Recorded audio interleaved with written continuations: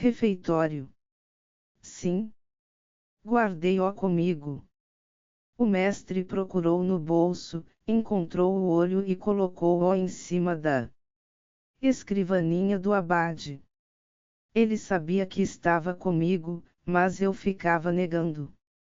Começamos então a nos divertir e chegamos até a insinuar que, na realidade, tratava-se do olho de vidro do ídolo Bairim, há muito desaparecido, e que devia ser devolvido ao museu. Ele ficou frenético, depois de algum tempo. É claro que eu tencionava restituir-lhe o olho antes de ir embora. O senhor acha que ele voltará depois de nós sairmos? Duvido, disse o abade, estremecendo de leve ao olhar para o globo de vidro. Mas poderei guardá-lo se você quiser, apesar de ser perfeitamente provável que o poeta dê com o costado em Texarkana para reclamá-lo. Ele sustenta que se trata de um talismã poderoso. Como assim? Dom Paulo sorriu. Diz que enxerga muito melhor quando o está usando. Que disparate! Sempre pronto, porém, a levar em consideração tudo o que de estranho lhe dissessem, ajuntou, não é um disparate. A menos que, ao encher a órbita vazia, os músculos das duas órbitas sejam afetados. Será isso? Apenas jura que enxerga menos bem sem o olho de vidro. Afirma que, quando o tira, não tem uma percepção nítida dos significados verdadeiros. Apesar das horríveis dores de cabeça que tem quando usa. Mas nunca se sabe se o poeta se refere a fatos, ou se o que diz é fantasia ou alegoria. Se a fantasia for interessante, duvido que veja qualquer diferença entre ela e a realidade. O mestre sorriu enigmaticamente. Há poucos dias, gritou à minha porta que eu precisava do olho muito mais do que ele. Parece que o considera um poderoso fetiche, útil a qualquer um. Não posso imaginar por quê. Ele disse que você precisava do olho. Qual é a graça? Desculpe. Provavelmente quis insultar você. É melhor que eu não tente explicar, pois poderia parecer que também participava do insulto. Nada disso. Agora estou curioso. O abade olhou para a imagem de São Liboetes no canto da sala. O poeta usava o olho de vidro como uma espécie de brincadeira, explicou.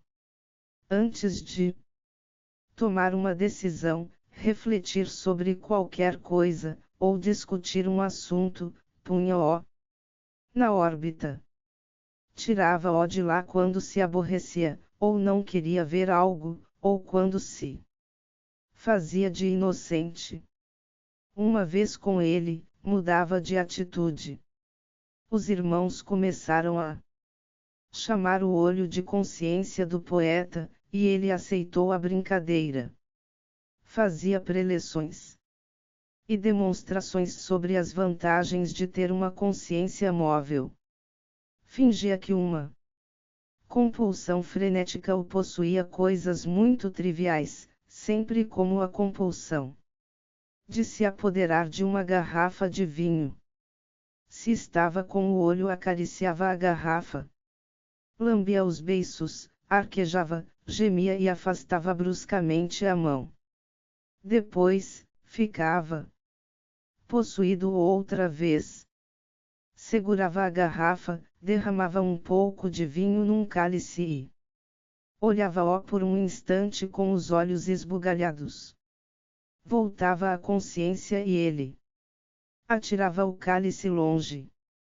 Logo tornava a olhar de lado para a garrafa e a gemer e a salivar, mas sempre em luta contra a compulsão. O abade não pôde deixar de rir.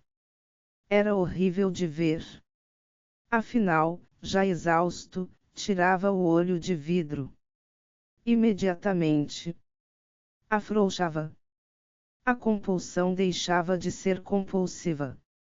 Com toda desenvoltura e arrogância pegava a garrafa, olhava em volta e ria.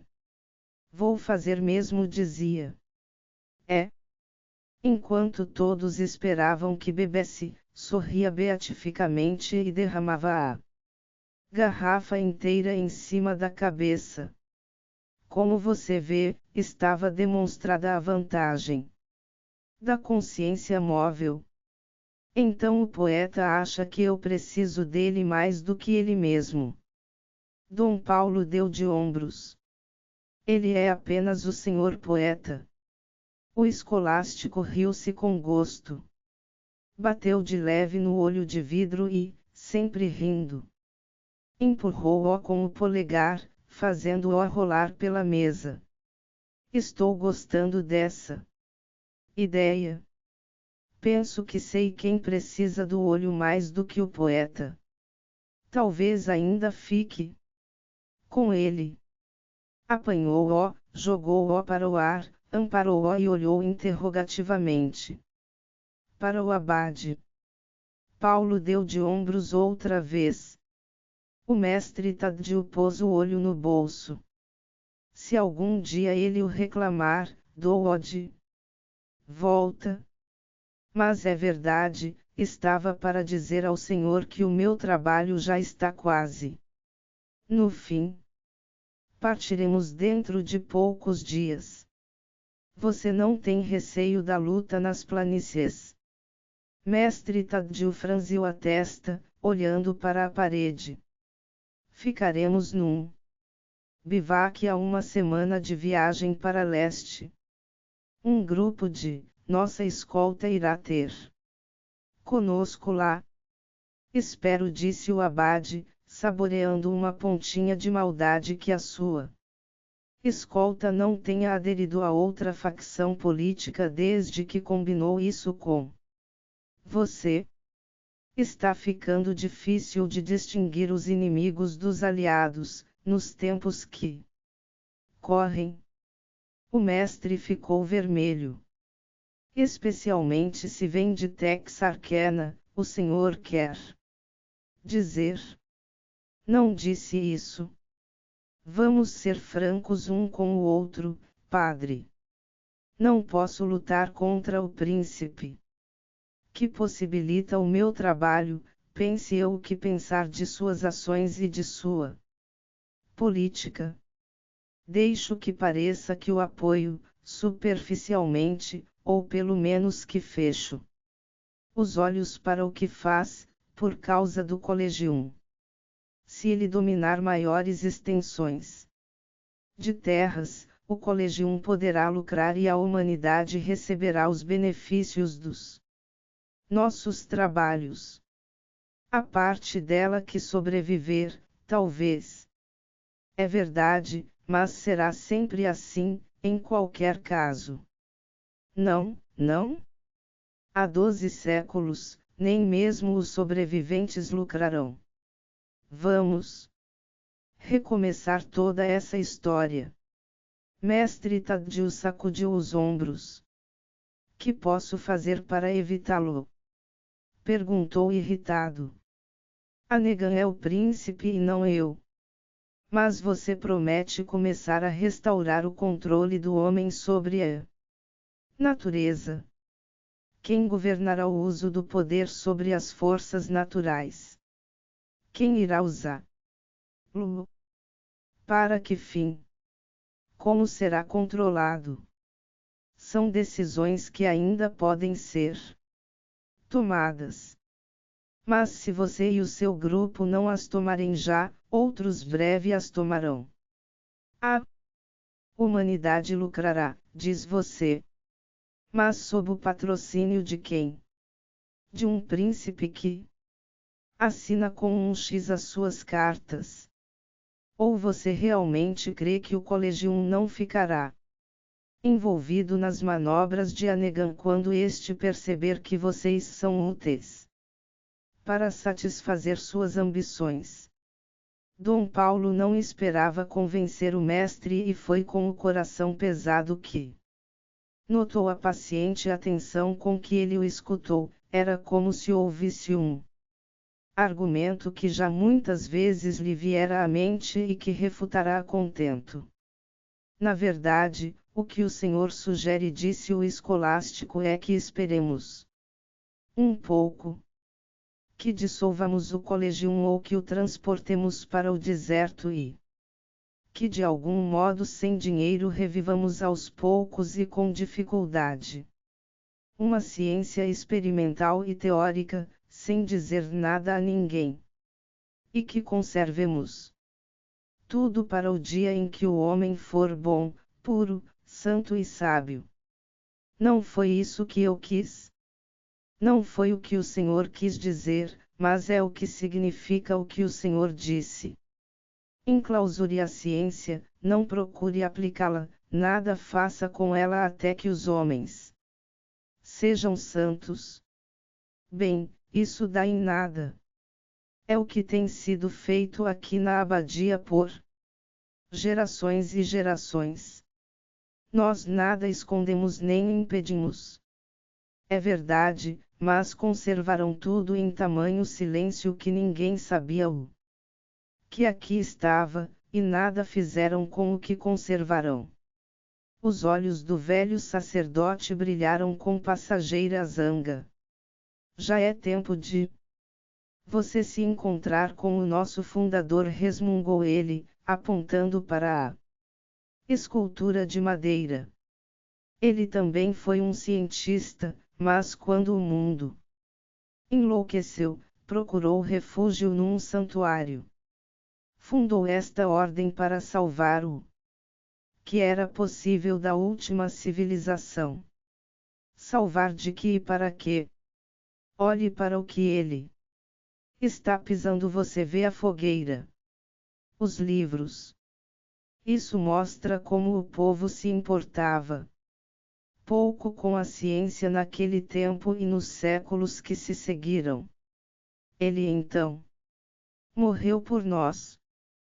Quando o encharcaram com óleo combustível, a lenda diz que pediu que lhe dessem um cálice cheio dele. Pensaram que o tomara por água e riram ao entregar-lhe o cálice. Ele abençoou. Afirmaram alguns que o óleo se mudou em vinho e dizendo, request in calix sanguinis mei, bebeu-o antes que o enforcassem e incendiassem. Você quer que eu leia uma lista dos nossos mártires? Que mencione todas as batalhas que sustentamos para manter intactos esses registros. Os monjas que perderam a vista na sala dos copistas. Por nossa causa. E você diz que nada fizemos e que, com o nosso silêncio, subtraímos o que tínhamos do conhecimento dos homens. Não que o tenham feito propositadamente, disse o escolástico, mas na realidade foi o que sucedeu e pelos mesmos motivos que o Senhor insinuou. Fossem os meus. Se quisermos reservar a sabedoria para quando o mundo for sábio, Padre, então este nunca a conhecerá. Vejo que o nosso desentendimento é básico, disse o abade soturnamente. Servir primeiro a Deus ou a Anegan, eis a sua alternativa. Não tenho muito que escolher, então respondeu o mestre. O senhor gostaria de me ver trabalhar para a igreja. O sarcasmo na sua voz era indisfarçável. A quinta-feira dentro da oitava de Todos os Santos. Preparando-se para deixar a abadia, o mestre e seus companheiros, no porão, punham em ordem suas notas e registros. Um pequeno grupo de monjas rodeava-os e havia entre todos um espírito de benevolência, à medida que se aproximavam